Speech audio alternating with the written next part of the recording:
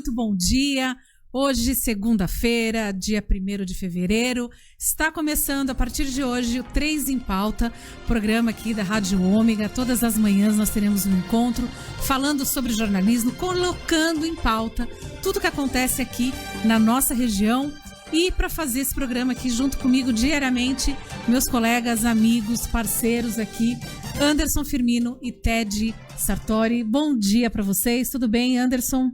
Bom dia, Cris, bom dia, Ted, bom dia a todos que acompanham o 3 em Pauta. Obrigado por deixar a gente entrar no seu lar, no seu celular, enfim, onde você estiver acompanhando. A partir de hoje é uma opção de jornalismo, opinião de informação, uma possibilidade de informação, de análise, entrevistas, de levar para vocês, pessoal da Baixada Santista, o que de principal está acontecendo na nossa região. Ted? Bom dia, Cris. Bom dia, Anderson. Programa tão acalentado, né? Chegou a hora, né? Chegou a hora. Chegou a estreia. Muitas notícias. Eu até estava brincando que estava pensando aqui. São 3 em pauta, mas as pautas são muito mais que 3, né? A verdade é essa. Tem muitos assuntos. Todo dia vai ter muito assunto. E hoje não é diferente. Hoje, a verdade, é um programa de apresentação. Um programa que a gente mostra para vocês o que o programa vai ser de hoje, daqui para frente, sempre de segunda a sexta, né? Bom lembrar, o programa de segunda a sexta, todo dia, todos esses dias, das 10h30 às 11h30 da manhã, sempre com muita informação, muita entrevista, de preferência com um convidado aqui no estúdio, ou por telefone, ou as duas coisas, enfim, a ideia é sempre priorizar a notícia e priorizar a entrevista também, né, Cris? E algumas pessoas perguntaram assim, mas por que 3 em pauta? 3 em pauta porque são 3 jornalistas aqui para discutir. Né? Nem sempre vão estar os 3, vai ter dia que eu não vou vir, tem dia que o Ted não vem, o Anderson também não. A gente vai fazer um revezamento, mas sempre vão ter 2 aqui e um terceiro que é um convidado, um entrevistado que vai estar analisando também as pautas, os assuntos que estão aqui na nossa região.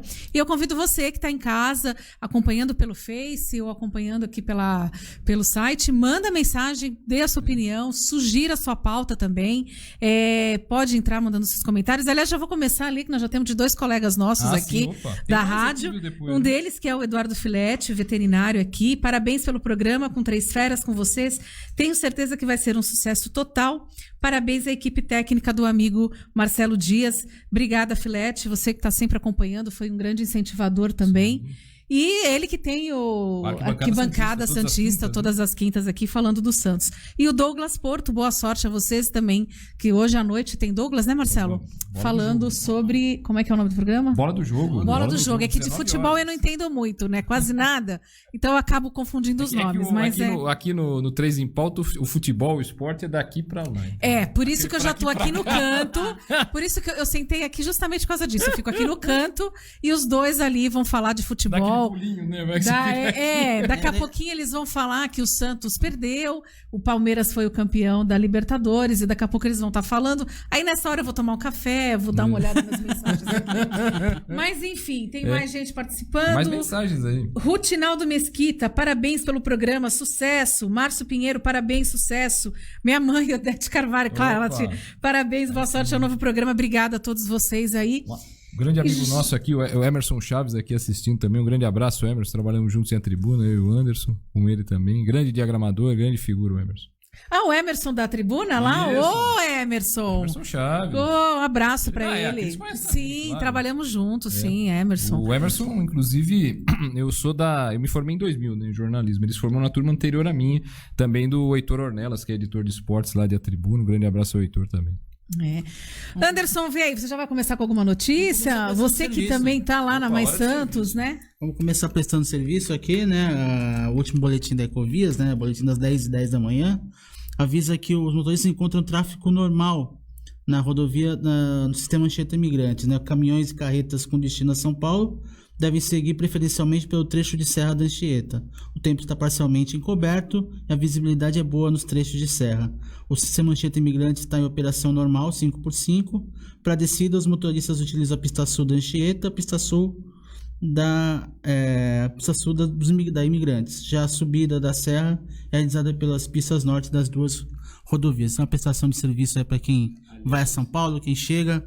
Então pode contar com isso também aqui no nosso 3 em Pauta. Aliás, tem um grande amigo nosso que trabalha lá na Ecovias também, que é o Ian Arvani, né? Aliás, Pra quem trabalha em portal, principalmente de manhã, que eu trabalhei por muito tempo, eu falei muitas vezes com ele, a gente chega lá e aí, aconteceu algum acidente aí, tá? Porque vem aquele boletim da Ecovias, né? Às vezes tem algum acidente, tem os detalhes do acidente, onde aconteceu, então um abraço ao Ian, sempre prestativo Vinícius também. Cap, também outro que eu conhecido nosso também, que trabalhou no Quem? Vinícius Cap. Ah, Vinícius Cap, sim. Também tá lá. Um abraço a todos e obrigado pelas participações, pessoal interagindo com a gente.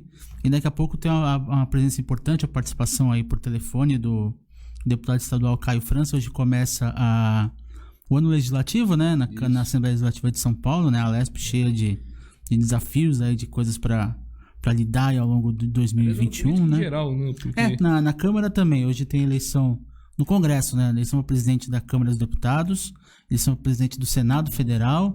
A Câmara dos Deputados deve ficar concentrada a eleição entre o Baleia Rossi, o candidato do Rodrigo Maia, que é o atual presidente da Câmara, e o Arthur Lira, também, que é o candidato... O Rodrigo Maia não entra nessa, então. Não, ele tá saindo, né? Tá saindo mesmo, mas não entra nessa de novo. Ele é apoiador do Baleia Rossi. Né? Ele que bancou lá a campanha do... No Congresso, inclusive, é que a coisa tá bem disputada também. Tem muitos candidatos. No Senado, a eleição do Senado também desculpe. O Pacheco, esqueci o nome dele agora. Acho que é Rodrigo, vou pegar. Rodrigo Pacheco, o candidato do presidente Bolsonaro, né? Indicado por ele. Eu acho que é Juru, né? Contra a Simone Tebet, que é a principal adversária dele. E tem outros 3 candidatos, que eu acho que é mais para cá a posição. Um deles é o Jorge Cajuru. O Lazier Martins. Tem mais um. E o Major Olímpio. Isso. Major Olímpio aqui de São Paulo. Concorrendo à eleição único, né? do Senado Federal. E, consequentemente, acho que é o Olímpio. Consequentemente, presidente do Congresso Nacional. Então, hoje, um dia bem agitado em Brasília. Tentou entrar em contato com a deputada Rosana Vale, né? Que está lá em Brasília para participar dessa sessão inicial do ano legislativo no Congresso Nacional. Isso aqui não foi possível, mas ela deixou um abraço para todos, desejando boa sorte aí. Inclusive, você falou do Major Olímpio, né? Um grande abraço à Rosana também. Major Olímpio, eu acho que é o que tem menos chance nessa história, né? Porque, levando em conta a mudança de filosofia dele, né? Porque ele foi eleito apoiando o Bolsonaro. Agora, não sei se ele tem alguma chance, levando em conta os outros candidatos. Acho que a disputa é como você falou, vai ficar concentrada mais entre o Pacheco e a Simone Tebet. Bom, a gente vai ter a participação do Caio França, né, do deputado, daqui a pouquinho. Mas antes, vamos fazer só um comentário antes da gente dele entrar em contato. Repercutiu demais nas redes sociais o fato do nosso governador, do prefeito de São Paulo, Bruno Covas, terem ido. Ex-prefeito Paulo Alexandre, junto com o ex-secretário de Saúde, Fábio Ferraz, de terem ido ao Maracanã, na final da Libertadores, enfim. Uma coisa que acho que as redes sociais facilitam esse nosso contato, da gente poder estar debatendo, de estar falando sobre os assuntos da região, de você dar a sua opinião, mas na minha humilde opinião, como pessoa, eu acho que a rede social ela tá virando uma terra de ninguém. As pessoas estão atacando demais, estão julgando demais, júri, né? sem antes saber. Então, eu acho que tem coisas, se você der uma escorregada, fulano escorregou e atacou. Todo mundo somos seres humanos. Em todos os setores. Todos. Enfim, aconteceu recentemente também uma coisa muito desagradável com um conhecido médico, e eu achei chato o que fizeram com a clínica dele, uma clínica renomada, mas enfim, não vem ao caso. Fecha o comércio, não estou defendendo, não sou Dória, não sou Bolsonaro, não sou nada. Aqui eu sou extremamente neutra. Mas assim, ele errou, o Dória? Errou, porque ele mandou fechar e foi pra lá.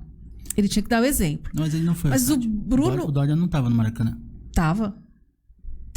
O Dória também? Tava sim. Não tava? Eu cheguei a ver de camisa com a esposa, mas não no Maracanã. Eu vi na frente da casa dele. Assim. Tudo bem. Bom, tinha um postado que foi. Mas acho que o pessoal sim, com certeza, tá massacrando o Bruno Covas. Ele errou. Ok, errou. Mas vamos tentar ver o lado humano dele, que ele é um paciente oncológico, ele é um paciente extremamente de grupo de risco, mas a gente também tem que pensar no lado humano. Talvez essa seja a única oportunidade que ele tenha de assistir um final de Libertadores com o time dele e com o filho dele. Exato. Né? Então, assim, não estou defendendo a atitude dele. Eu acho que ele, como prefeito, deveria dar o exemplo, sim. Mas vamos tentar ser um pouquinho mais humanos também, né? Não custa nada. É uma situação muito delicada mesmo, porque ao mesmo ponto que ele se põe na berlinda, quando fecha, corrobora com o fechamento do comércio, a questão da fase vermelha, sabe que muitos atos do governador João Dória são meio casados aí com o prefeito de São Paulo, e isso acaba reverberando para o estado todo. Mas é complicado mesmo, porque tem esse aspecto que a Cris falou, né? É um sonho, o cara é o torcedor, tem uma situação toda complicada. Tava com o ok do médico, né? Tinha um ok do corpo clínico que cuida dele para poder fazer isso, foi com o filho, é o momento deles ali, mas ao mesmo tempo deixa uma impressão, não é igual a do Dória de Miami, do final do ano, né? Isso foi completamente diferente, né? Mas... o tribunal da internet é muito radical em vários aspectos. Não, e assim, eu num primeiro momento eu também achei absurdo. Como? Um paciente oncológico tá ali e tal, não sei o quê. Mas aí você para pra pensar, você vê e fala, pô, peraí, caramba, né? Vamos se colocar no lugar deles. A gente não sabe como vai ser. A gente espera, claro, que ele consiga a cura, que ele viva ainda por muito tempo, mas assim, vamos se colocar no lugar um pouquinho da pessoa. É isso que está faltando e é isso que essa pandemia está mostrando e muita gente não está aprendendo. Né? Pensava que poderia ter algum aprendizado, né? Eu recentemente entrevistei uma psicóloga falando justamente sobre essa questão das pessoas estarem muito estressadas, depressivas, com medo, as pessoas estão sem paciência com nada. E eu perguntei para ela se ela acreditava que a humanidade ia melhorar com essa pandemia, e é uma incógnita. A gente vê um número reduzido, por enquanto, de pessoas que estão aprendendo e estão se tornando humanas, enquanto outras estão... Então, assim, rede social não é julgamento. Só cabe ao juiz julgar. Mais nada. A gente não tem que julgar absolutamente nada. Você está errado, para de apontar o dedo. Antes de você apontar o dedo, aponte o dedo. Se olha no espelho, aponte o dedo para você. Será que você também não errou? Será que você não iria? Se você tivesse uma doença e seu filho quisesse lá ver o teu time? Então, vale essa questão. Antes até da gente mudar de tema, só uma colocação que eu achei interessante. O Anderson não sei se viu, mas outras pessoas certamente abordaram sobre, no Maracanã, né, você tinha um número X de convidados, acho que sempre eram 5 mil ou 6 mil, tinha uma série de convites. O decreto da Prefeitura do Rio de Janeiro permitia até 10% do público do Maracanã, a capacidade do Maracanã. Só que a Conmebol, a Confederação Sul-Americana de Futebol, até ouvi o amigo Luciano Fatioli, um abraço a ele, na Santa Cecília TV, no Domingo Esportivo, lembrando disso. A Conmebol concentrou todo mundo no mesmo lugar, né? Concentrou todos no mesmo setor. Pegou um estádio para 60 mil pessoas e colocou todo mundo num espaço único. Quer dizer, para aglomerar. Quer dizer, qual é a vantagem? Você tem uma separação entre cada, mas é óbvio, em futebol, ninguém vai ficar separado todo o tempo, entendeu? É impossível. Vão se juntar com os seus, né? Cada um vai procurar os seus, os santistas por santistas. Tem grupos e tal. Não, e pior, bom, a gente vai falar de futebol no final do programa, mas pior fez o Cuca, né? Que depois da expulsão, a gente vai falar bastante disso, foi lá abraçar a torcedor, pulou a muretinha lá, uma beleza. Pulou a muretinha. Mas vamos mudar de assunto. Deixa eu só ler uns recadinhos e a gente vai... Daqui a pouquinho a gente tem o Caio, né? Isso. Já, a gente vai... Deixa eu ler alguns recados aqui. À vontade. Antes de passar. Tem até sugestão de pauta. Tem, então. A Maria Aparecida Coelho Dias, bom dia, vou acompanhar sempre. Obrigada, Maria. Esperamos você aqui. A Odete, que minha mãe, ela fez uma sugestão assim. Pauteira. Quero sugerir uma pauta para o programa com o Conselho Tutelar sobre as crianças que ficam a madrugada toda nas ruas. Essa pauta com certeza já vai estar aqui, porque é um problema muito sério. Excelente ideia. Mesmo assim como os pancadões, os bailes funk clandestinos. A gente vai estar falando disso também. Fernando Passos, parabéns pelo novo programa. Edson Santana, Lucas Melo, parabéns pelo programa. O Edson Santana, que também está aqui assistindo, ele que está resgatando um pouco aquela coisa das bandas nas escolas. E ele que é professor de banda marcial. Banda marcial ali na Vila Criativa, na Vila Nova. E ele dá aula lá. Então, assim, parabéns, Edson, pelo trabalho. E ele que tá lá, que é meu tio, né? Também por isso que eu posso falar.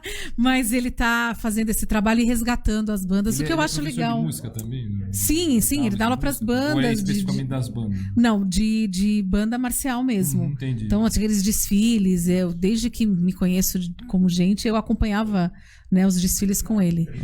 E aí, enfim, ele tá fazendo um trabalho muito legal e tentando resgatar, e eu acho que é uma oportunidade também para as escolas. Porque aqueles concursos também. Sim, isso prende o aluno na escola um pouco também e evita que eles vão pra rua fazer besteira. A gente tem aí entrevistado muito aqui da nossa região, ele que é deputado Caio França. Bom dia, deputado, tudo bem? Bom dia, Cris, bom dia, Ted, Anderson, aos ouvintes, um prazer poder falar com vocês. Tudo certo, fora a ressaca após derrota do Palmeiras, né? Pois é, mas contra o meu peixe, faz parte. Faz parte, mas o importante é que o peixe chegou lá, o Santos chegou, foi vice-campeão, né? E acho que com tudo que o Santos passou durante o ano de 2020, eu acho que o fato dele chegar a uma final já pode se tornar um verdadeiro campeão. E obrigada, viu, Caio, pela sua participação aqui no 3 em Pauta. A gente já está estreando com você aqui, eu acho que vou deixar para os meus colegas aí fazerem as perguntas para você. Deputado, obrigado reforçando o agradecimento da Cristiane aqui, obrigado por participar com a gente. Hoje começa o ano legislativo, né? Vai ter a Assembleia à tarde, né? Como é que o senhor vê esse começo de ano legislativo? Quais são os desafios da Alesp aí para 2021? Pois é, bom dia. De fato, a gente retoma hoje aí, né, as sessões. Lembrando que o recesso ele é um recesso de sessão, a gente continua atendendo aqui no gabinete, visitando algumas cidades e tal, mas hoje a gente retoma os trabalhos presenciais na Assembleia Legislativa. Olha, sem dúvida o principal desafio continua sendo o plano de imunização, né, a agilidade nesse plano, trazendo segurança para todos os cidadãos, para a gente conseguir vacinar o maior número de pessoas no menor tempo possível. Obviamente iniciando pelas profissionais da área de saúde que estão na linha de frente, na sequência os idosos e assim por diante.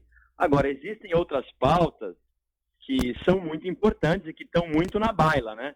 A gente está aí no momento dessas definições do governador sobre o Plano São Paulo, que eu tenho criticado muito desde o início e que cada vez mais tem ganhado aderência de outros colegas.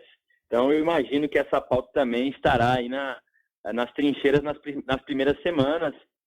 Tivemos, porque, assim, em paralelo a isso, vocês devem ter acompanhado, que nós tivemos, além do fechamento dos comércios, né, nessa zona laranja e vermelha aos fins de semana, nós tivemos um aumento significativo no ICMS, num projeto de lei que foi votado no ano passado.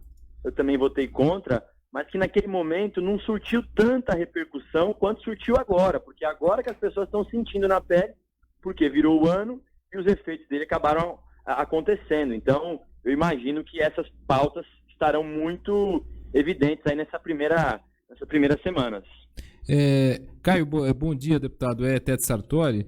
Queria te fazer uma pergunta a respeito até sobre pautas, né? Você falou sobre pautas, e no final do ano passado houve as imagens, né, de uma assembleia da Alesp, né, filmaram ali, registraram o Fernando Cury, né, do Cidadania, aí, a Isa Pena, né, acusou o Fernando de assédio ali, né, as imagens foram divulgadas aí na imprensa, nas emissoras de TV. Eu gostaria de saber a quantas anda esse processo em termos da casa, né, em termos legislativos, porque eu lia que acho que no meio desse mês, depois do início da segunda quinzena, a Justiça de São Paulo ela autorizou a abertura da investigação contra o Fernando, mas em termos da casa, da Alesp, como é que anda esse processo, Caio, por gentileza?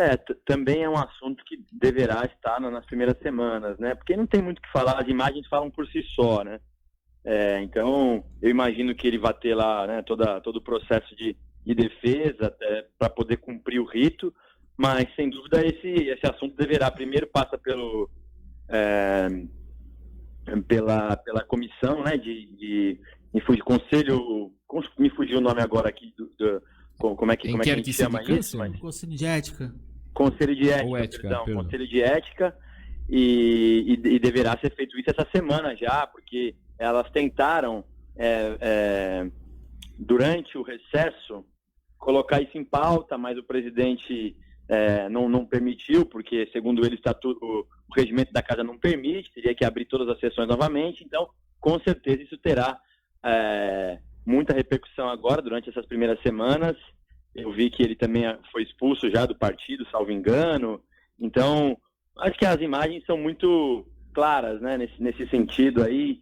Independente do que fale, tá muito evidente ali nas imagens a situação que acabou acontecendo no final do ano. Eu estava lá na Assembleia, mas a gente acabou não percebendo naquele momento, né? Porque, enfim, você fica às vezes no gabinete, tá, no plenário, mas a gente acabou não percebendo e depois, com as imagens, as coisas ficaram muito evidentes. Que vai agora? Vamos lá. O deputado, eu queria aproveitar a sua participação aqui. Hoje, oficialmente, começam o ano letivo também, as aulas, né? As escolas particulares aqui da Baixada Santista estão retornando, tá liberada para as aulas presenciais. E eu queria a sua opinião em relação a isso. Olha, eu entendo que a gente deve tratar a educação como prioridade absoluta. A gente percebe, eu tenho uma filha de 3 anos, o quanto é difícil você conseguir, através, né, da maior boa vontade que possam ter os professores, mas através da internet, você conseguir manter a atenção dela. Isso porque eu estou falando da minha filha que, né, a gente tem aqui uma condição de ter uma internet boa, de ter, enfim, uma condição legal numa escola boa. Agora, é muito complicado, você não consegue manter a atenção dela. Então, faz muita falta para as crianças também o ensino presencial. Agora, obviamente que isso deve ser feito com o plano sanitário cumprido, né? Com distanciamento. É possível, por exemplo, fazer um revezamento dentro da sala de aula para que cada grupo durante uma semana possa ter presencial. Se algum dos alunos que estiverem presentes depois ficar com febre ou com gripe ou com tosse, alguma coisa assim, você precisa segurar uma semana, né, dessa sala. Mas eu acredito muito na importância da educação presencial. É claro que nós vamos ter que adotar inicialmente um modelo híbrido. Defendo que os professores possam ter, em especial na rede pública, e pela dificuldade que nós temos de cumprir, né, o plano sanitário.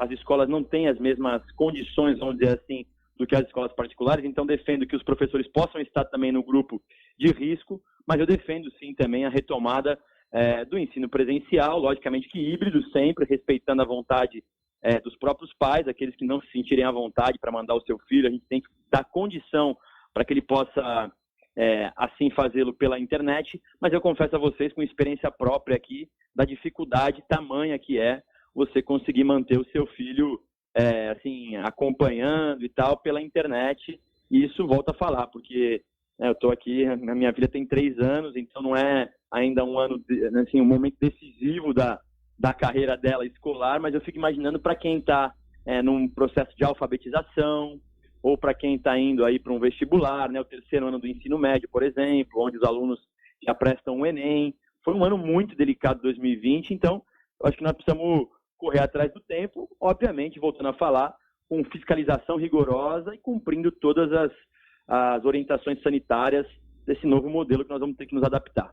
Deputado, para fechar da minha parte, qual que é a prioridade para investimentos, assim, na busca por investimentos, seja por emenda, seja para estimular o governo do estado a trazer novos investimentos para a região? Qual que é a prioridade, quais são os principais focos de investimento para o estado nesse ano, e saber das suas conversas, já teve conversas com os novos prefeitos aqui da região, principalmente os que estão chegando agora, como o caso do Rogério Santos em Santos e do Caio Amado em São Vicente. Como é que estão as conversas com eles? Sim. Não, tenho conversado com todos eles, com o Rogério, com o próprio Caio, todos eles me colocando à disposição. Tem emendas impositivas minhas que já estão aí, já foram encaminhadas no ano passado. Eu consegui fazer uma reversão importante para São Vicente, né? Eu tinha destinado todo o meu recurso de 2020 para a Ponte dos Barreiros. Como o governo federal resolveu essa questão, eu consegui manter os recursos, os 3 milhões de reais para a cidade, para a infraestrutura. Veja só, a gente, claro que a gente precisa dedicar total atenção nesse momento para a saúde, mas eu não tenho dúvida que os grandes desafios aí para os prefeitos também durante esse próximo ano vai ser a geração de emprego e renda. Porque a nossa região, que é uma região que depende muito do setor de serviços ainda, né, com raras exceções, o comércio de rua, bares, restaurantes, quiosques, ambulantes, hotéis, esse pessoal está muito machucado. Então, nós precisamos encontrar um caminho aí para estimular isso, para poder dar condições para eles. Eu acho que esse é o grande desafio agora desse ano, lembrando, obviamente, passar desse processo aí de organização no plano de imunização. As nossas emendas, a gente, obviamente, tem que encaminhar ou para a saúde ou para a infraestrutura. Eu sempre faço meio a meio, aí, destinando metade para a saúde, metade para a infraestrutura, pavimentação de ruas, para aquisição de veículos, muitas das vezes, reforma de escolas municipais. Então, essa é um contexto geral do que nós vamos fazer durante esse ano, mas, obviamente, também cobrando muito o governador para que projetos possam sair do papel. Nós temos a segunda fase do VLT, Conselheiro Valongo, tem uma terceira fase do VLT envolvendo a área continental de São Vicente, que passa pela reforma completa da Ponte dos Barreiros. Tem muita coisa aí que a gente precisa ver acontecer na prática, e nós vamos estar lá cobrando o governo do estado para que não fiquem só nas palavras. Deputado, aproveitando que o senhor falou sobre o transporte agora do VLT, a gente tem uma pergunta aqui de um internauta, que ele pergunta para o deputado o seguinte: como é que fica a revogação do passe livre dos idosos de 60 a 65 anos? Começou a vigorar hoje, né? Isso, começou hoje. É lamentável, né? Eu sou contra essa decisão, infelizmente é uma decisão que não passa pela Assembleia Legislativa. O governador João Dória e o prefeito Bruno Covas decidiram dessa maneira. Engraçado que eu falo que ninguém comenta esse tipo de ação durante a campanha. Nós tivemos campanha não faz nem 6 meses e ninguém tocou nesse assunto. Aí vem, o pessoal ganha a eleição e já começa a tomar medidas dessa maneira. Eu sou contra, nós vamos tentar revogar através de um ato da Assembleia, mas infelizmente essa decisão do governador, especialmente, que é o que me cabe respeito, não passou pela Assembleia Legislativa, né? É importante dizer isso porque as pessoas acham que a gente votou isso, mas é um decreto do governador que retirou esse direito, assim como outros, né? Que, como as pessoas com deficiência que perderam o seu benefício do IPVA, esse sim foi retirado através de um projeto de lei, que é o mesmo projeto de lei que aumentou os impostos aqui no estado de São Paulo. Mas nós vamos estar atentos a isso, vamos apresentar um projeto de decreto legislativo para poder revogar essa decisão do governador, mas sendo franco, é só a pressão popular que conseguirá reverter essa situação, porque a Assembleia tem muita gente alinhada com o governo do estado, e isso faz com que projetos que acabem tendo visões diferentes do governador João Dória, tendo mais dificuldade de poder avançar com eles. Ok, deputado, muito obrigada pela sua participação nessa nossa estreia, e eu quero deixar o convite para que, quando estiver aqui pela nossa região, que venha participar presencialmente aqui do 3 em Pauta. Vai ser um prazer poder participar com vocês. Obrigado pelo convite, boa sorte nessa nova jornada de vocês, capacidade, a experiência vocês têm. Contem comigo. Eu hoje não consigo, que eu subir a serra para poder ainda participar da Assembleia Legislativa desse início de sessão, mas o quanto antes estarei aí presencialmente também. Obrigada. Um abraço a todos. Obrigado, boa deputado. semana. Valeu, boa semana. Oi, desculpe. Muito obrigado. Não, agradecendo. Obrigado. Um abraço, valeu. Um abraço. Aí, essa foi a participação do deputado estadual Caio França, aqui da nossa região de São Vicente. Ele que também já foi vereador em São Vicente, né? Quase se candidatou a prefeito. Se né? candidatou a prefeito. Tudo dizia que as pesquisas todas davam ele como vencedor, eleito, né? Como eleito. Em 2014, e aí... 2014, deputado mais jovem da Alesp, da história da Alesp. Sim, é jovem.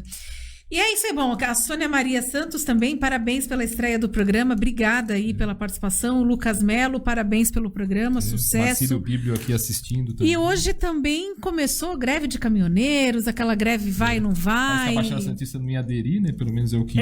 parece que alguns sindicalistas falaram que não iam aderir, que não sei o quê.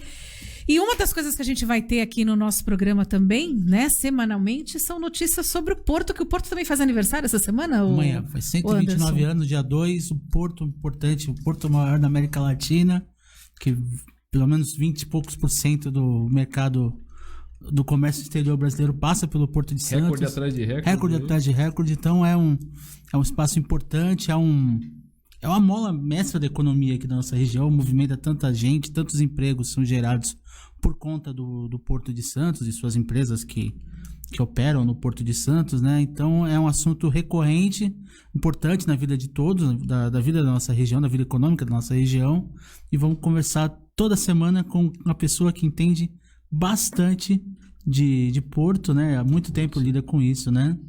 Vou fazer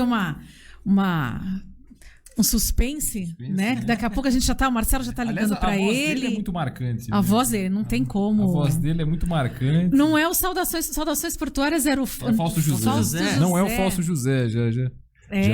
Essa parte do enigma, quem tava pensando que era o Fausto José, já tira ele da lista. Não é ele. Não é o Fausto, mas assim... Também não é o Leopoldo Figueiredo. Também não é. Também não é o Leopoldo, mas ele é conhecido. É conhecido, né? Bastante conhecido. Já foi vereador também.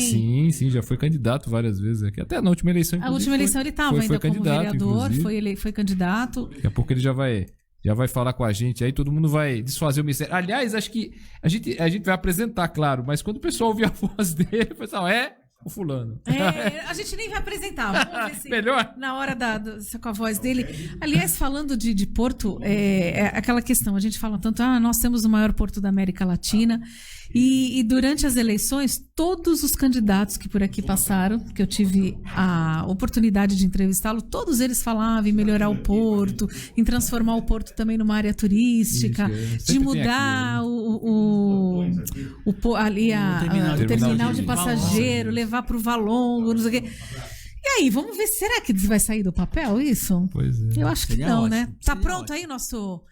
Vai ter vinhetinha? Vai ter vinhetinha. Vai ter vinhetinha. Olha aí, Vamos ver, após a vinheta a gente chama ele.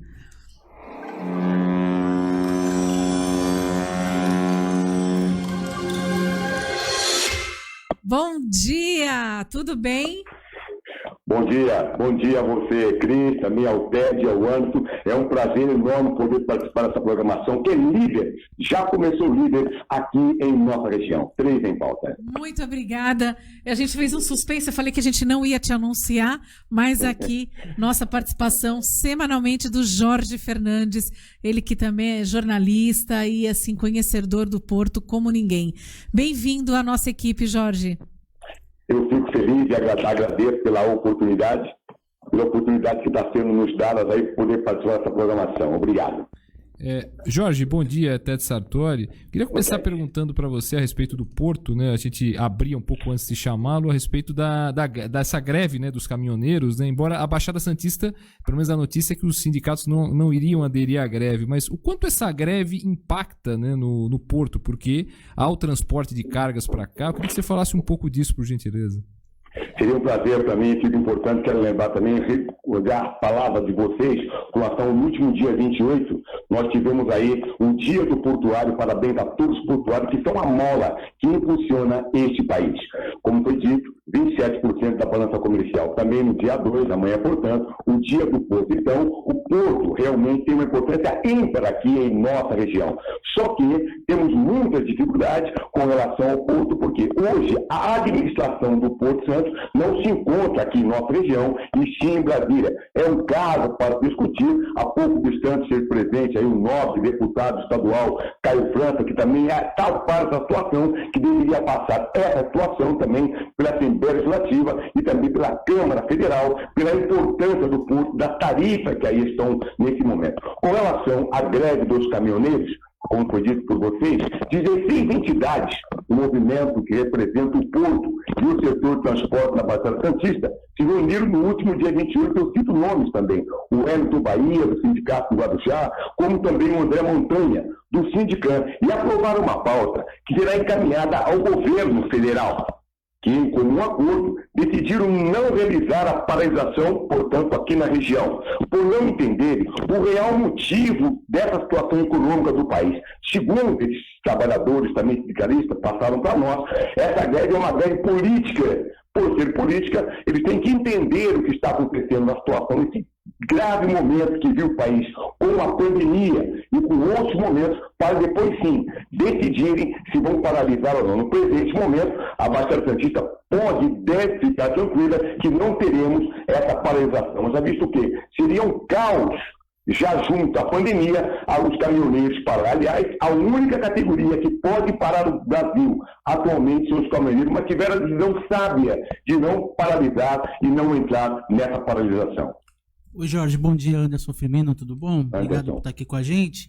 Eu queria que você comentasse, falasse a respeito dessa iniciativa do governo federal aí que colocou o Porto de Santos no processo de desestatização, né? Existem estudos, né, junto ao BNDES, o pessoal, a equipe do Ministério da Infraestrutura, né, fazendo esse levantamento para poder criar um modelo de gestão pública, de gestão privada do Porto de Santos, que provavelmente só venha a ocorrer até em 2022. Existe essa expectativa. Como é que você vê o andamento desse processo diante até da questão do Congresso, porque vai mudar o presidente do Congresso, então as pautas, a questão da BR do Mar também é importante, né? Como é que você vê esse momento aí do Porto caminhando para a desestatização?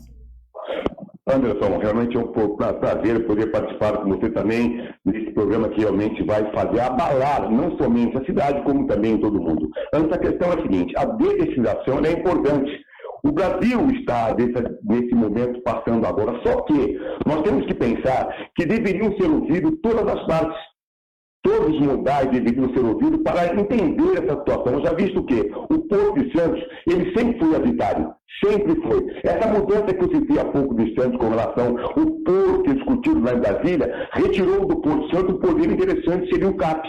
O Conselho de Autoridade Portuária, que decidia aqui sobre as tarifas. Hoje, os trabalhadores, como também o setor patronal e também a cidade, não sabem o que está acontecendo. E a cidade depende do porto. Aliás, uma pergunta que eu faço a você, como também a todos que estão nos acompanhando agora. É o porto que tem uma cidade ou a cidade é que tem um porto? Essa questão é interessante.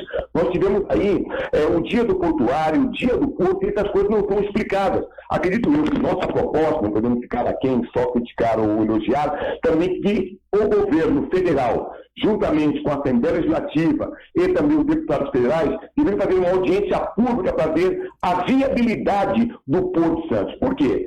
A CODESP, hoje CODESP, Autoridade Portuária, mudou de nome. Temos também outro ponto interessante. Hoje, a CODESP é só uma zeladora do Porto de Santos. Por quê? Se o Porto é responsável por 27% da balança comercial. Na minha opinião, essa desestatização vai ocorrer. Vai ocorrer, o Porto o Porto já está privatizado. Só falta a assinatura, porque vários terminais hoje tomam conta do Porto de Santos. E a questão de acordo, por quê? Qual a participação dos trabalhadores? Se o comércio de Santos hoje, CRIS, TED também antes, passa por dificuldade, o comércio fechando, é justamente porque o Porto perdeu a força que ele tinha em outrora. Na companhia, sendo saudosista, na companhia do Estado de São Paulo. A minha opinião é que deveria ter feito uma audiência pública, convocando todos os entes para discutir realmente se o caminho é a total privatização do maior porto do Hemisfério Sul. Jorge, deixa eu ler um comentário aqui de um participante aqui nas redes sociais. O Cícero Matias, meu cordial bom dia. O Porto do Rio de Janeiro, Comissão de Prevenção de Acidentes, se encontra presente, ouvindo as colocações do companheiro Jorge Fernandes.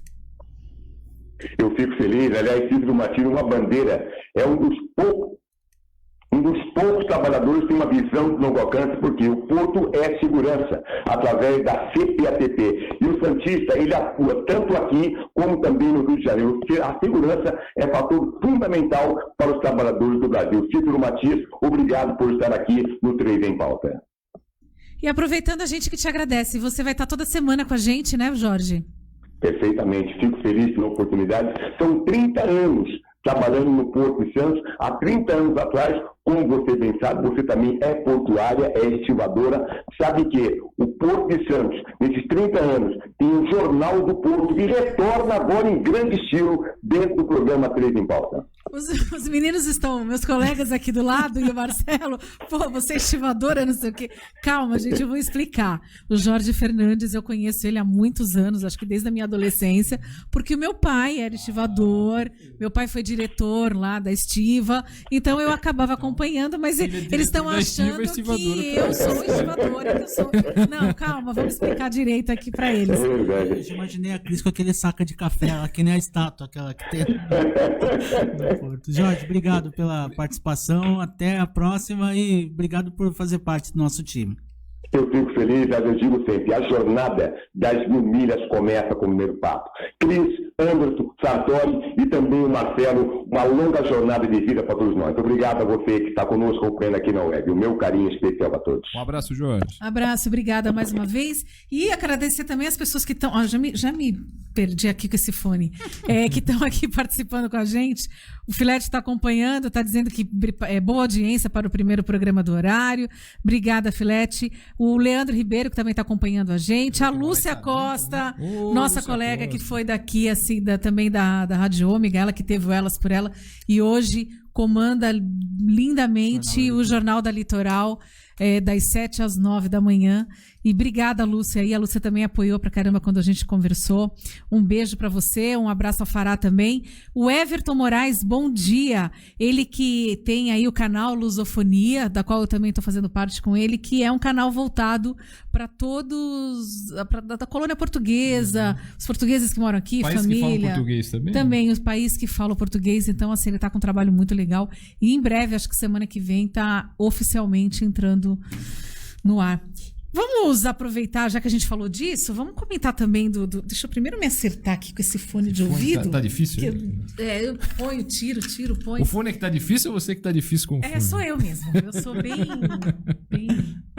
Enfim, a gente teve aí essa fase laranja, fase vermelha, sai da vermelha, vai pra laranja, final de semana fecha tudo, fecha comércio, fecha...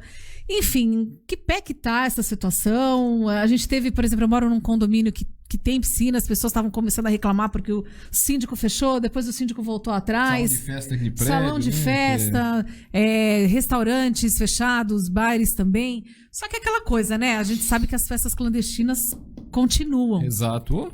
Prefeito. Continuam. Então, eu queria que vocês falassem alguma coisa aí, que a gente também vai ter alguém para falar sobre isso. A gente vai entrar em contato agora. O nosso prefeito de Santos vai participar falando sobre isso, mas eu queria que vocês... Eu acho que o grande desafio de estabelecer a fase laranja, a fase vermelha, é justamente tentar conter a questão da contaminação do coronavírus, né?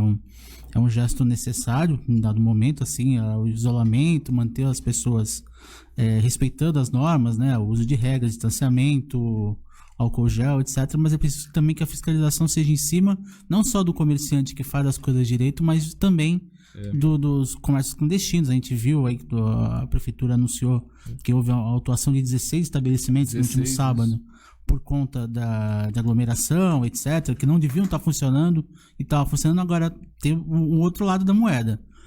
O estabelecimento abre porque sabe que vai ter gente. Exato. Então o pessoal que devia estar resguardado, digamos assim, vai frequentar esses locais e acaba, consequentemente, dando margem aos estabelecimentos de funcionários. Se não tem público, não tem estabelecimento. Exato. É como o ex-prefeito, até o ex-prefeito Paulo Alexandre Barbosa falava, né, naquelas lives dominicais, ele falava das praias, né, da fiscalização nas praias. Falava assim, puxa, a gente não tem como ter um guarda municipal para cada pessoa, né? Então o cidadão tem que ser o fiscalizador também dele mesmo, ou seja, ele tem que cumprir a parte dele, né? Quer dizer, não dá para o guarda municipal ter olhos para todos, né? Não tem efetivo para isso, né? Olha-se alguns, olha-se um, olha-se outro, mas a verdade é que é complicado, né? E teve essa coisa dos 16 bares, né? Como o Anderson falou, só completando, essas equipes aí da GCM, elas se dividiram pelas regiões do Gonzaga, do centro, da Orla, da Zona Noroeste e da Vila Belmiro, quer dizer. E foi num dia também, justamente no dia da final da Libertadores, o jogo 5 horas da tarde, todo mundo se aglomerando um pouco antes, vai pro bar, e tem o depois, né? Apesar que tem os bares... Tem poucos, né? Tem alguns que tem palmeirenses, mais palmeirenses, a maioria de mais santistas, quer dizer. Os palmeirenses ficam mais um pouco, foram pra praça também. Teve até alguns problemas também. Pra dispersão, né? Dispersão, cerca de 50, 60 torcedores, tiveram que ter bomba de borracha, enfim, alguma coisa. Bombas e gás lacrimogêneos. Pra poder dispersar, porque senão iam ficar ali em torno da Praça da Independência comemorando a justa comemoração, mas ao mesmo tempo não é adequada para o atual momento. De jeito algum. E para falar sobre isso, né, porque na verdade foi um decreto do governador, mas os prefeitos aqui da Baixada parece que tentaram, né, reverter isso, e a gente está com mais uma participação aqui, ilustre nosso prefeito de Santos, Rogério Santos. Estreia pé quente, então, hein? Bom dia, estreia pé quente, é verdade. Bom dia, prefeito. Bom dia, Cris, bom dia a todos que nos assistem no 3 em Pauta. Obrigada aqui pela sua participação e a gente falamos que a participação está sendo pé quente, ele que também esteve aqui, nós encerramos o programa eleitoral, o especial de eleições, com a sua participação e o resultado das urnas é esse, nosso prefeito de Santos. Prefeito, eu queria que o senhor falasse um pouco sobre a questão de fase vermelha final de semana, volta para a fase laranja, o que o senhor tem a dizer para o pessoal que está acompanhando o 3 em Pauta, prefeito? Olha, Cris, o poder público tem feito todo o esforço e grande parte da população santista, né? Se nós formos ver os indicadores de Santos, nós temos 3 itens no verde. Ocupação de UTIs, ocupação proporcional número de leitos por 100 mil habitantes. Enfim, temos indicadores que foram positivos porque teve investimento do município garantindo, e dos municípios, garantindo para toda a nossa região que ninguém fique sem atendimento. Todas as pessoas na Baixada Santista estão tendo atendimentos nas suas cidades e também aqui em Santos, que é o polo regional. Portanto, a fase laranja não se explica para a Baixada Santista em relação aos indicadores. Foi uma estratégia do Centro de Combate ao Covid, ligado à saúde do Estado de São Paulo. Como gestor público, nós somos obrigados a cumprir o que o decreto fala. É um momento delicado, é um momento difícil. A segunda onda no mundo todo. Temos algumas variações de vírus também já encontrados aqui no estado de São Paulo, vírus que tem um maior poder de contágio e se mostram algumas vezes mais agressivos. Então, toda a medida preventiva, ela tem que ser tomada. Parte do poder público, isso o poder público tem feito, mas também parte do individual, né, da responsabilidade de cada cidadão. Prefeito, bom dia, Tete Sartori. Até aproveitando esse assunto também ligado ao Plano São Paulo, às cidades da Baixada Santista, o senhor foi eleito há poucos dias presidente do CONDESB, né, que reúne todos os prefeitos das cidades da Baixada Santista. Como é que estão essas primeiras conversas em relação a essas classificações? Como é que estão as conversas com alguns prefeitos novos, é verdade? Outros já permaneceram nos seus cargos. Como é que estão essas conversas nos primeiros dias aí de presidência do CONDESB, prefeito? Existe muita preocupação por parte dos prefeitos, a garantia do atendimento, que na nossa região está em torno, uma variação em termos de 43%, 47% de ocupação de UTI regional. Nos preocupa um pouco foi a elevação do número de óbitos nos 14 dias passados, né? E houve um aumento também de pessoas contaminadas. A gente tem conversado sobre alguns fatores, a aglomeração em espaços públicos. Aqui em Santos, por exemplo, o decreto que coloquei, ele entra justamente nesse critério, que não se permita aglomeração em calçadas, nas praias, proibido o consumo tanto de alimentos quanto de bebidas após as 20 horas, porque é o que a gente está vendo, né? A região ela tem essa característica litorânea, turística, e acaba tendo comportamentos da própria população e também da população pendular, turistas e pessoas que têm imóveis para fim de semana, um comportamento diferente do que acaba tendo o interior. O interior a gente sabe que tem características diversas. As pessoas acabam até se juntando em festas, em chácaras, em sítios. Aqui não, ocupação de espaços públicos. Então, o principal desafio de todos os governantes no mundo todo é a conscientização individual de cada um. Hoje, o que a gente tem de medida protetiva é a máscara, é o distanciamento. A vacina está chegando, mas ainda não chegou. É esse apelo que a gente faz para a população. Em relação ao CONDESB, na própria sexta-feira, quando teve o anúncio do governo do Estado, fui pessoalmente conversar no governo do Estado, pedir uma atenção especial, já que a atividade comercial na nossa região, ela tem tido um comportamento correto.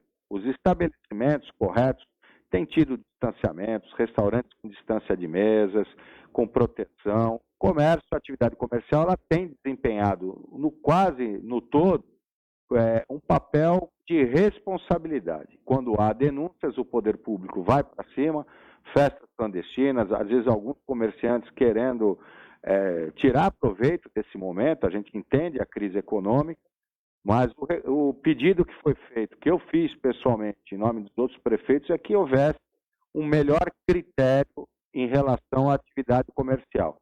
E uma maior restrição, por exemplo, nas operações descida das estradas que trazem aqui ao litoral, que não deve existir mais, porque isso facilita a vinda do turista. Se o estado está todo na fase vermelha durante o feriado, é importante que a Artesp reconheça essa situação e não permita que haja promoção de operações descida que facilitam a vida do turista aqui na Baixada. Então, basicamente, essas duas situações pedidas ao governo do Estado. Rever os critérios em relação ao comércio que se comporta de uma maneira positiva e restrição das operações de descida aqui para a região do litoral paulista. Prefeito, é Anderson Firmino, prazer em falar com o senhor. Para fechar aqui da nossa parte, então existe a expectativa de que, se tudo correr bem essa semana, os números indicarem isso, que na próxima reclassificação do governo do estado, na sexta-feira, a Baixada possa voltar para a fase amarela. É isso que vocês trabalham? Sim, o critério é esse. Foram critérios estabelecidos pelo Plano São Paulo. O município e a região sempre obedeceu os critérios em termos de poder público. Repito, precisa uma maior conscientização por parte da população. A ação individual que somada gera coletivo. Fim de semana fiquei triste porque saí sozinho com o carro, justamente vendo como é que estava a movimentação em alguns bairros, tranquila, mas infelizmente o que eu vi, algumas pessoas indo para a praia, boa parte das pessoas sem máscara, mesmo com a fiscalização.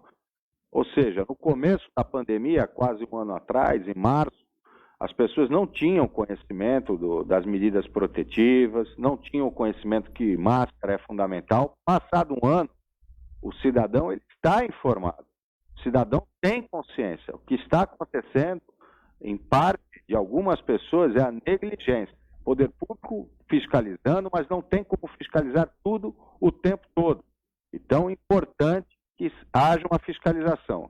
E nós, enquanto poder público, vamos defender a atividade econômica feita com respeito, com critérios, com protocolos, e vamos defender a proteção. Vamos defender que as pessoas continuem usando a máscara, vamos defender que haja restrições, número de turistas chegando a Santos e pessoas que vêm no movimento pendular do fim de semana. Prefeito, quero agradecer. Só para concluir o que o senhor falou, é o que o senhor falou, é negligência. Eu acho que falta. Um ano atrás a gente não sabia exatamente o que estava acontecendo e o poder desse vírus. Hoje todo mundo já sabe, tem consciência, a imprensa está aí mostrando, mas acho que falta consciência das pessoas, independente de qualquer decreto, seja estadual ou municipal, falta consciência das pessoas, né, prefeito? Exatamente, Cris. Então, agradecer o 3 em Pauta, você, o Ted, o Anderson, toda a equipe, por essa oportunidade de falar. O governo tem feito a sua parte na comunicação, eu tenho usado as redes sociais, tenho ido aos meios de comunicação, todos eles pedindo essa consciência cidadã, essa consciência individual que faz o coletivo. É muito triste, como eu falei, fiquei muito triste vendo famílias, pessoas, todas as idades, muitas vezes sem máscara, né?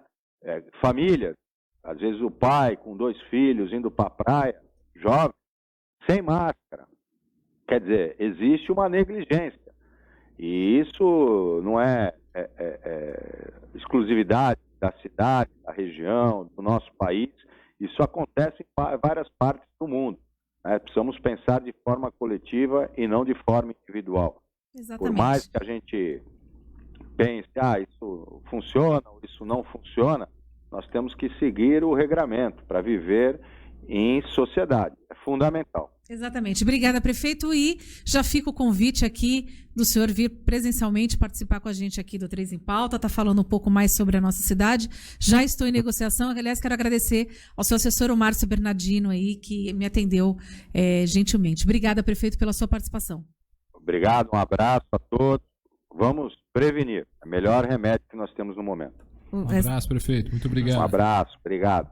Aí, essa foi a participação do prefeito de Santos, né? O prefeito Rogério Santos. E é isso, ele falou tudo. É a negligência mesmo por parte das pessoas. Eu acho que todo mundo aqui tem um pouquinho de inteligência. Sim. Não há necessidade de o prefeito mandar, o governador mandar, Exato. O presidente mandar. Vamos ver o que está acontecendo. A imprensa está aí, a gente está mostrando, mas a imprensa é globolixo, não sei o quê. Não, a imprensa está fazendo o papel dela. A imprensa não fala mentira. O que acontece é que as redes sociais acabaram aumentando o número de fake news. Então, hoje, qualquer um entra no celular, faz uma imagem de qualquer coisa, posta e se acha jornalista. Só que para a gente estar aqui hoje noticiando, fazendo pergunta, a gente teve que estudar. Existem técnicas, né? De abordagem da notícia. A gente está sempre em busca. O princípio do jornalismo é a busca pela verdade. Então, assim, menos fake news, parem de acreditar no que eu recebi no grupo do WhatsApp. O grupo do WhatsApp não é notícia. Mas eu vi na Record, eu vi no SBT, eu vi na Folha. Aí é notícia. Até inclusive, Cris, falando em notícias, né? O prefeito até na entrevista falou uma coisa muito importante quando acho que foi na pergunta do Anderson, se não me engano, ou foi na minha pergunta, uma das duas, que ele falava a respeito de se rever com o governador, com o governo do estado, a respeito do comércio, né? Porque até o tenente Coimbra, acho que até falava recentemente que o bom comércio está sendo penalizado com isso, né? O bom comércio, o justo está pagando pelo pecador, aquela famosa frase, né? Tá todo mundo sendo incluído no mesmo balaio. E é importante que daqui a pouco a gente vai ter a palavrinha de uma pessoa ligada ao comércio, exatamente para falar sobre isso. Já é um alento, né? Para o comércio da região de Santos, principalmente, que a gente está em Santos, mas a gente fala para a Baixada Santista. É importante que haja esse retorno, né? Estamos tentando um contato com ele, mas é muito importante isso que o prefeito falou, né, Anderson? Uma outra informação rapidamente. Claro, à vontade. Da entrevista que o prefeito falou, a questão da Artesp, né? De conversar com a Artesp para poder cessar ou pelo menos diminuir o volume de veículos que desce para a Baixada, porque fiscalizar ônibus, van é uma coisa. Agora, a quantidade de carros que continua descendo para a Baixada nos finais de semana é impressionante. Então, isso não tem como reverter se não for lá em cima, se não for a Ecovias junto com a Artesp, de viabilizarem isso, né? Porque do jeito que tá, não adianta nada essa fiscalização. Por sinal, já temos no ar aqui o convidado que a gente falava há pouco, que é o Omar Assaf, presidente do Sindicomércio. Bom dia, Omar. Obrigado por participar do 3 em Pauta. Bom dia. O prazer é meu. Omar, a gente falava agora há pouco com o prefeito Santos, o Rogério Santos participou do 3 em Pauta há pouco e falava das conversas com o governo do estado de se rever essas posições com relação ao Plano São Paulo, em relação ao Plano São Paulo, em relação ao comércio. Como é que estão as conversas do Sindicomércio e outras entidades ligadas ao comércio da Baixada Santista, de Santos, lógico, da Baixada Santista, com esse respeito, Omar, por gentileza? Olha, bom dia a todos. Olha, nós estamos muito em contato com os prefeitos da região. A maioria deles, todos estão solidários com a gente, com o comércio. Eles sabem da injustiça que está causando, porque a Baixada, no fim de semana, nós tivemos todos os indicadores, é a região que está em melhor condição no estado de São Paulo. Todos os indicadores ou são verdes ou são amarelos. Nem laranja temos algum. E mesmo assim, nós fomos penalizados com essa brutal violência de fechar o comércio, fechar os restaurantes, fechar tudo. É uma situação que nós já estávamos na UTI, respirando por aparelhos o oxigênio. Aí vem alguém e ainda retira o oxigênio, quer dizer, é uma questão de querer matar o comércio, é só uma questão de tempo, né? Bom dia, Anderson Firmino. Obrigado por atender a gente. Você tem um balanço aí desse final de semana, o primeiro da fase vermelha aí durante todo o tempo, assim, o tamanho a extensão do prejuízo? Olha, não dá nem para avaliar. Foi um desastre total, porque primeiro pela forma intempestiva que foi feito, porque um restaurante, principalmente o restaurante, as lojas, elas compram as mercadorias com antecedência, mercadorias perecíveis, para trabalhar um fim de semana. Você não vai comer um camarão que o cara comprou no dia, ele já comprou uma semana atrás, carnes, bebidas, e realmente ter que fechar e ficar no prejuízo. Os garçons, a maioria trabalha ganhando comissão, quer dizer, também não puderam ganhar nada. E o comércio, os shoppings, quer dizer, o consumo, nas praias, tudo fechado. Quer dizer, foi uma coisa muito, muito triste de se ver. Eu fiz questão de andar pela cidade, realmente é que nem você está entrando numa cidade fantasma.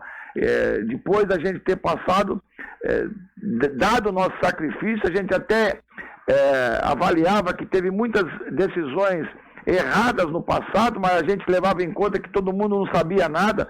Mas depois de quase um ano, já se viu que quanto mais você reduz as horas de funcionamento do comércio, piora, porque você vai concentrar em algum momento.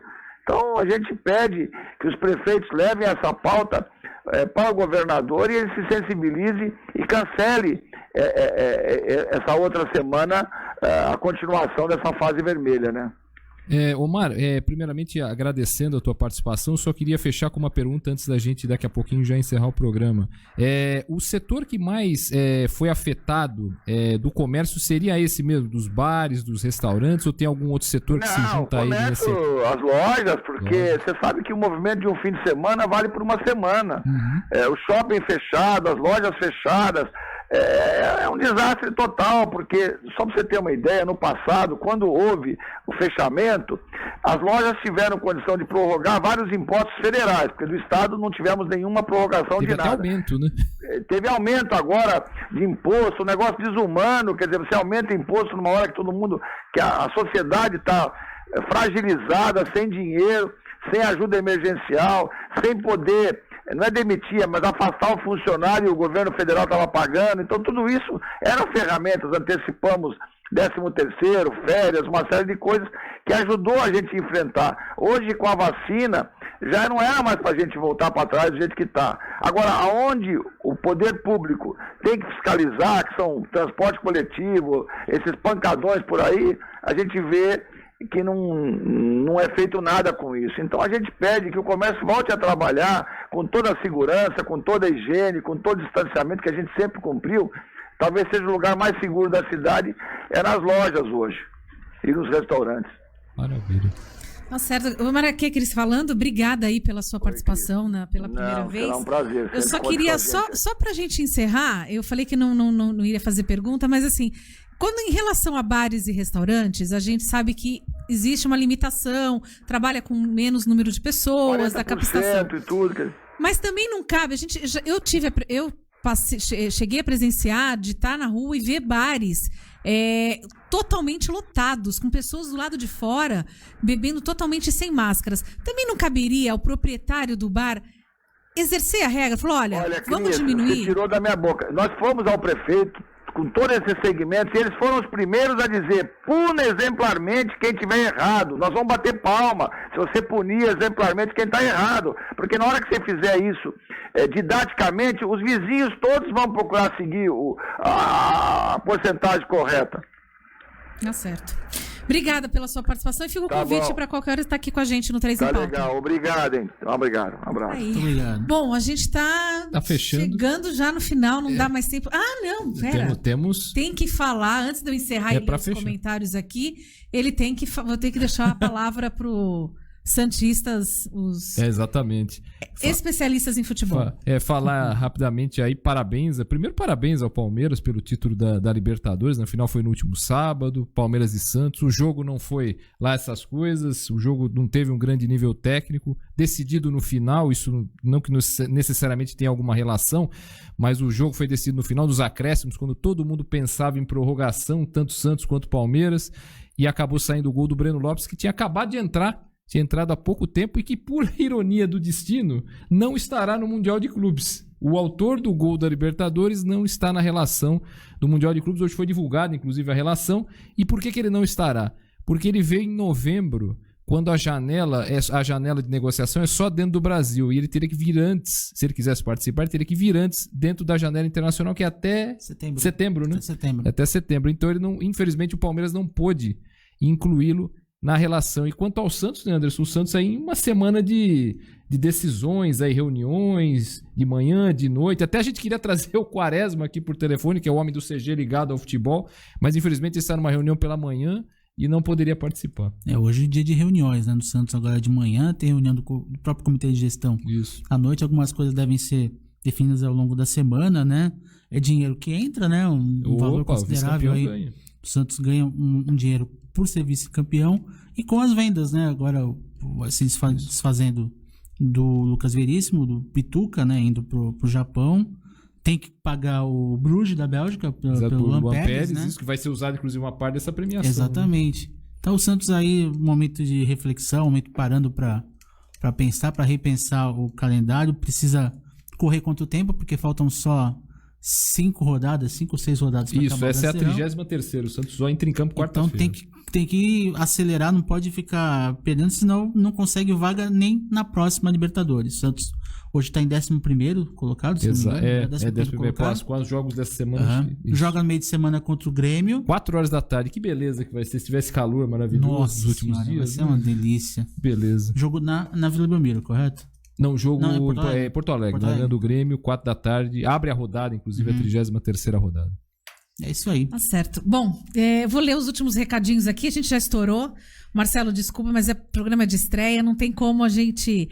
o Cícero Matias deixou um recadinho. Gostaria de agradecer ao estivador e profissional de imprensa Jorge Fernandes, que está sempre do lado da cidade de Santos e dos trabalhadores. Jorge, você é a nossa voz na estiva do Brasil. A Valéria Barbosa, parabéns pela programação, e em especial ao jornalista também Jorge Fernandes. A Cecil Jobran também está assistindo, obrigada pela sua audiência.